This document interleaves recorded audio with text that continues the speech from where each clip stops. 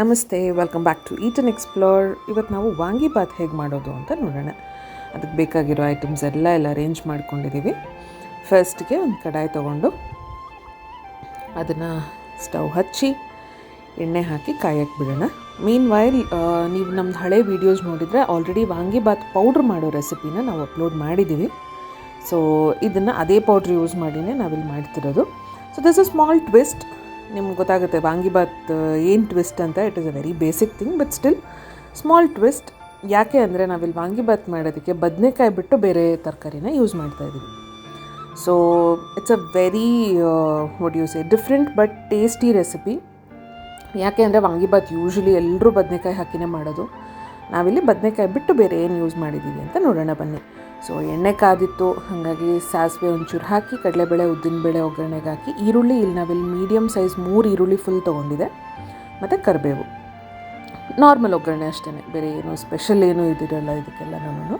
So ಅರ್ಧ cup ಬಟಾಣಿನೂ add ಮಾಡಿದ್ದೀವಿ. 1 ಚಿಟಿಕೆ ಉಪ್ಪು ಹಾಕ್ಕೋಬೋದು, ಜಸ್ಟು ಫಾಸ್ಟಾಗಿ ಬೇಯೋದಕ್ಕಷ್ಟೇ, ಬೇರೆ ಏನೂ ಇದಿಲ್ಲ. ಸೊ 1 ಚಿಟಿಕೆ ಉಪ್ಪು ಹಾಕಿದ್ರೆ so the twisted item, that is the special item comes here. ನಾವಿಲ್ಲಿ 1 ಫುಲ್ ಕಪ್ ಕ್ಯಾಬೇಜ್ ಹಾಕಿದ್ದೀವಿ. ಉದ್ದುದ್ದ ಕಟ್ ಮಾಡ್ಕೊಂಡಿರೋದು, ಸಣ್ಣದಾಗಲ್ಲ. ಬಿಕಾಸ್ ಅದು ತುಂಬ ಬೇಗ ಬೆಂದುಬಿಡುತ್ತೆ, ತಿನ್ನುವಾಗ ಬಾಯಿಗೆ ಟೇಸ್ಟಿಗೆ ಸಿಗೋದಿಲ್ಲ ಇಲ್ಲಾಂದರೆ. ಸೊ ಹಂಗಾಗಿ ಸಣ್ಣಕ್ಕೆ ಉದ್ದುದ್ದ ಕಟ್ ಮಾಡ್ಕೊಂಡಿರೋದು 1 ಫುಲ್ ಬೌಲ್ ಕ್ಯಾಬೇಜ್ ಆ್ಯಡ್ ಮಾಡಿದ್ದೀವಿ. ಒಂಚೂರು ಉಪ್ಪು ಹಾಕೋಣ. ಸೊ ಇನ್ನೂ ಒಂದು ವೆಜಿಟೇಬಲ್ ಇದೆ, ಬಟ್ ಎರಡೂ ತರಕಾರಿನ ನೀವು ಅಟ್ ಎ ಟೈಮ್ ಆ್ಯಡ್ ಮಾಡೋದಕ್ಕಾಗಲ್ಲ, ಬಿಕಾಸ್ ಅದು ತುಂಬ ಬೇಗ ಸಾಫ್ಟ್ ಆಗಿಬಿಡುತ್ತೆ ಅಥವಾ ಇದು ಬೇಯಲ್ಲ ಅನ್ನೋ ಕನ್ಫ್ಯೂಷನ್ ಇರುತ್ತೆ ಅದಕ್ಕೆ. ಸೊ ಹಾಗಾಗಿ ಫಸ್ಟ್ ಕ್ಯಾಬೇಜ್ ಆ್ಯಡ್ ಮಾಡಿ ಒಂದು 5 ನಿಮಿಷ ಬೇಯಕ್ಕೆ ಬಿಟ್ಬಿಡೋಣ ಸಿಮ್ಮಲ್ಲಿ. ಸೊ ಅದು ಸ್ವಲ್ಪ ಸಾಫ್ಟ್ ಆಗ್ತಾ ಇದ್ದಂಗೆ ನೀವು ನಾನು ಹೇಳ್ದಂಗೆ ಇನ್ನೊಂದು ತರಕಾರಿ ಏನು ಆ್ಯಡ್ ಮಾಡಬೇಕು ಅಂದ್ಕೊಂಡಿದ್ದೀವಲ್ಲ ಅದನ್ನು ಆ್ಯಡ್ ಮಾಡ್ತೀವಿ. ಸೊ ಬಟಾಣಿನೂ ಆಲ್ಮೋಸ್ಟ್ ಬೆಂದೋಗುತ್ತೆ ಅಷ್ಟೊತ್ತಿಗೆ. ಸೊ ಬಟಾಣಿ ಮತ್ತು ಕ್ಯಾಬೇಜ್ ಎರಡು ಎಣ್ಣೆಯಲ್ಲೇ ಬೇಯುತ್ತೆ. Next comes capsicum. ಕ್ಯಾಬೇಜ್ ಎಷ್ಟು ತೊಗೊಂಡಿದ್ದೋ ಅದರಲ್ಲೇ ಅರ್ಧ ಕ್ಯಾಪ್ಸಿಕಮ್ ತೊಗೊಂಡಿದ್ದೀವಿ ಅಷ್ಟೇ. ಸೊ ಕ್ಯಾಪ್ಸಿಕಮ್ ತುಂಬ ಬೇಗ ಬೆಂದುಬಿಡುತ್ತೆ, ಪ್ಲಸ್ ಸಾಫ್ಟ್ ಆಗಿಬಿಡುತ್ತೆ.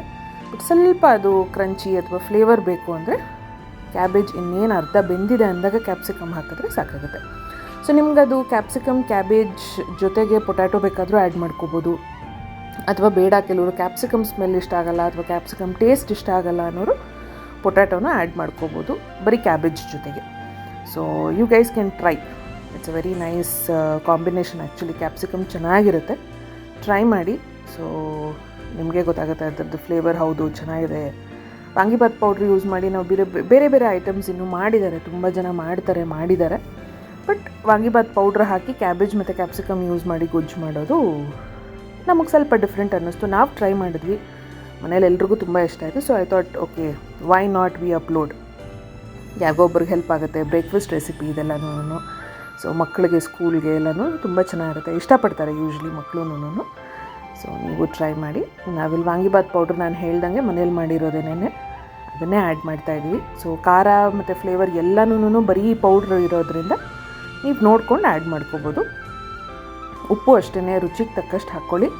ಉಪ್ಪು ಕಮ್ಮಿ ಆದರೆ ಆ್ಯಡ್ ಮಾಡ್ಕೋಬೋದು, ಬಟ್ ಜಾಸ್ತಿ ಆದರೆ ಕಷ್ಟ ಆಗುತ್ತೆ. ಸೊ ಹಾಗಾಗಿ ನೋಡಿ ಆ್ಯಡ್ ಮಾಡ್ಕೋಬೋದು ಅಟ್ಲೀಸ್ಟ್.